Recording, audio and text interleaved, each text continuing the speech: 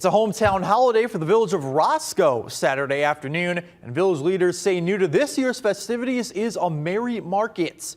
Several of the local businesses downtown were open for the event as part of it. Some of the fun took place at the new parking lot behind Velvet Robot, with Christmas huts with food and drinks for people as they stroll on by.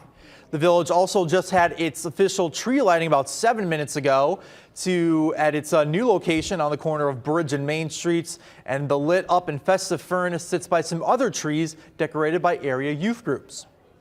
We have closed the street before, but what we have done differently this year is to try to bring additional vendors to a particular spot in order to get other businesses that are not on Main Street involved in the hometown holiday.